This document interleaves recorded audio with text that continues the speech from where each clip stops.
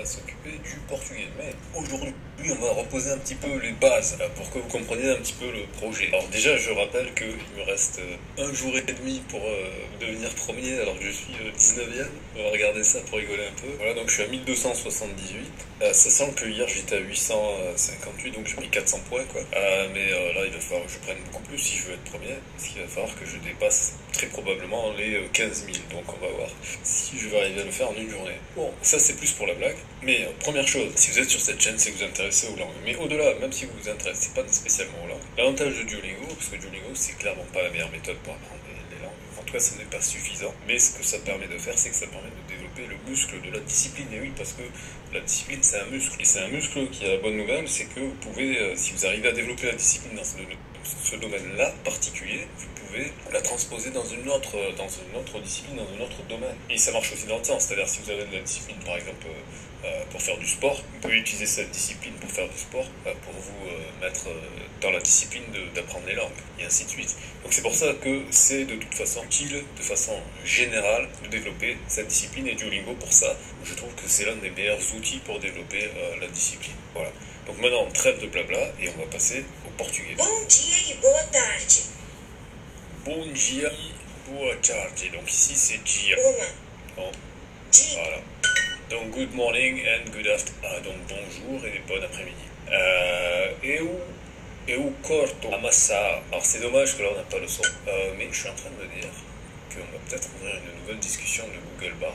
Et oui. Et on va lui demander de travailler en portugais. Alors attendez, ça c'était la ligue ou je sais pas quoi. Donc ça va l'enlever. Et on va lui dire. Ouais, ça, DeepL il sait le faire. Alors portugais, souvent on va y mettre les différences. Portugais du Brésil et portugais du Portugal.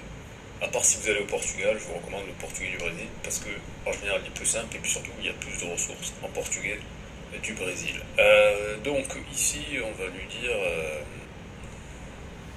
voilà.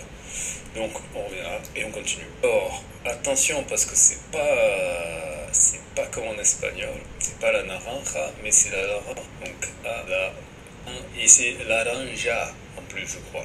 Je vais aller vérifier sur Google Bard parce que toujours être spécifique. Ouais, sachant que, ah oui, ça c'est la translation, la traduction. Ok, je suis surpris, je croyais que c'était corto. Alors donc là il nous dit que ça se dit à la, et enfin ça se, je sais pas comment ça se dit. On va écouter. The Portuguese translation of the orange is a laranja. Here is a dialogue using this phrase. Context. Two friends are talking in a kitchen. Person 1. Olha, a laranja está madura. Person. Voilà, on a entendu à la laranja. Donc y a pas, ça fait pas la jota comme en espagnol. Excuse me, do you speak Portuguese? Com licença, fala português. Je crois qu'il y a un accent circonflexe sur le... Ouais, voilà, c'est ça. Ouais, en fait non, parce que j'ai utilisé la forme polie. Fala, c'est si on n'utilise pas la forme polie. Voilà, ça c'est comme en espagnol. C'est la troisième personne du singulier pour la forme polie à une personne, et la troisième personne du pluriel pour la forme polie au pluriel. Donc falar, en portugais, c'est l'équivalent de hablar en espagnol. D'ailleurs, si je fais DeepL, voilà. Você fala português, c'est le vous, en fait. D'accord. Voilà. Et comme en espagnol, le pronom, il peut souvent être, ou le pronom est obligatoire. Mais je m'aperçois que j'ai oublié de demander de faire les petits devoirs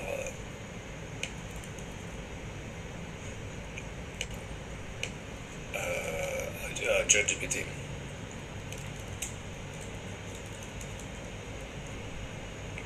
Donc pendant qu'il fait ça, on va récupérer les précédents prompts et on va les demander à... D'ailleurs, je vais demander à Bard de me faire les conjugaisons. Alors, nouveau chat. Voilà. Et est-ce que je peux éditer ce... Non, je peux pas éditer. Je peux éditer que le dernier que je viens de faire. Ça, c'est pas cool, ça.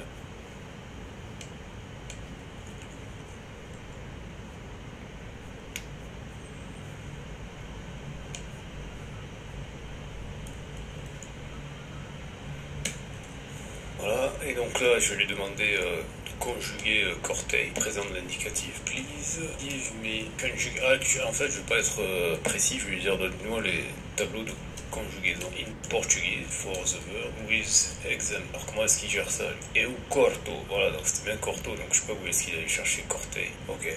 Et on va demander la même chose à ChatGPT.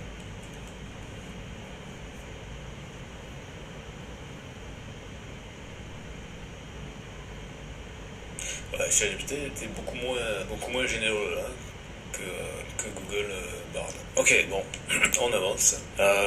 C'est à banana, je pense. Mais on va pas perdre de cœur inutilement. How do you translate banana into Portuguese? Ah ouais, and make a dialogue with it.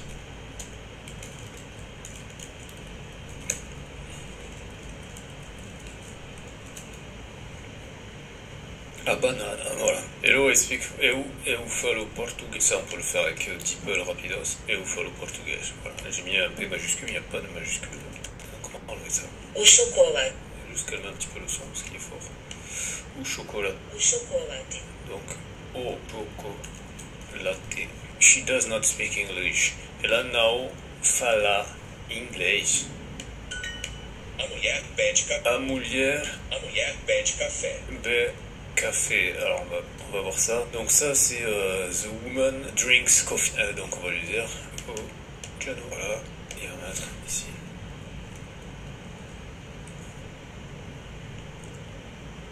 La mulher. Ah ok. Et si on lui met sans le is drinking mais drinks et si on remet le son. A mulher pede café. A mulher pede café. Ah, attention, il y avait un S que j'avais pas percuté, c'est A mulheres bebem café. Je suis surpris là. A mulher pede café. Bon, je vais me mettre faux, mais voilà, c'était PD café. Woman orders coffee. Ouais, d'accord. Ouais, sa prononciation était foireuse. Ouais. Ok. J'ai perdu un cœur. Eu cozinho uma batata. Obrigada, Daniel. Alors attention parce que en portugais, le thank you il est genré, c'est-à-dire que comme c'est une femme qui parle, ce sera obrigada. Si c'est moi qui parle, ce sera obrigado. Obrigada, Daniel. Putain, je comprends rien à ce qu'elle raconte. Obrigada, Daniel. Quoi? Obrigada, Daniel. Bon, je suis désolé, je n'entends pas ce qu'elle dit, donc ça va être faux. Dites-moi dans les commentaires si vous aviez entendu, parce que franchement, pour moi c'est inaudible. Ah putain. Obrigada, Daniel. Ouais, là je l'entends. Bon, là on touche du doigt et c'est pour ça que je triche à Duolingo, parce que Duolingo est stupide quand même. Daniel, c'est un prénom, ça apprend pas le portugais. I do not have bread, sorry. Eu não tenho pão. Tenho pão, desculpe. Boy is drinking milk. O menino bebe leite. He drinks water. Ah, je me rappelle plus le pronom. Elle bebe agua. Ele bebe agua. Agua de beber. Agua de beber, camarade. I eat chicken. Eu como. Ah, je sais plus comment on dit le frango. Ok. A mulher pede café. Ah, mais franchement, je l'entends pas. A mulher pede café. A mulher pede café. Ouais, c'est PG.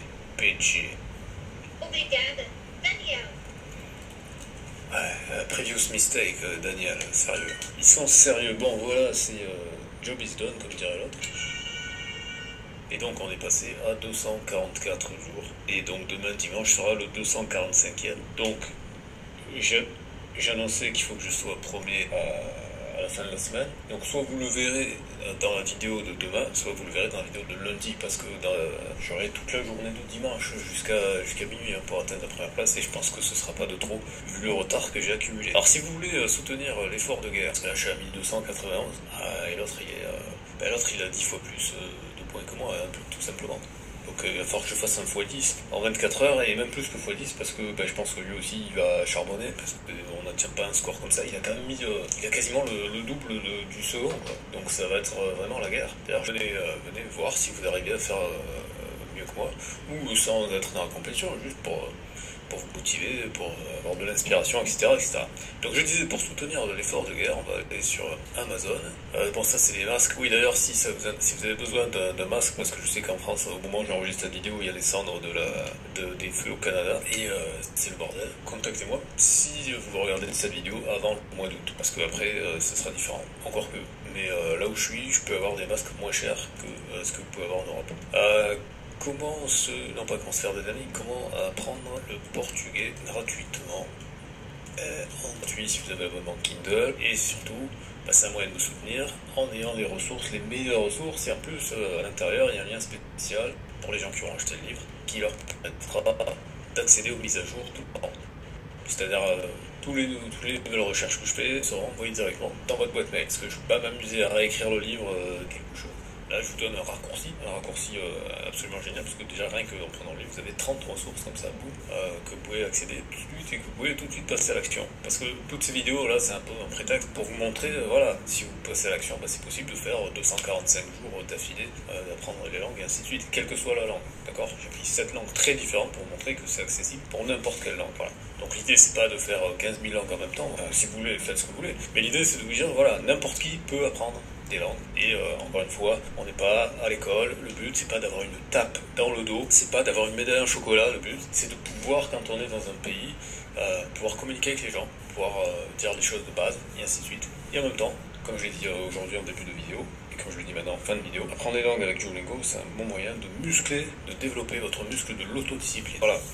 Donc c'est tout pour aujourd'hui. Si ça n'est pas déjà fait, abonnez-vous, pouce vers le haut et partagez cette vidéo. Et à très bientôt, enfin à demain en fait, pour le russe.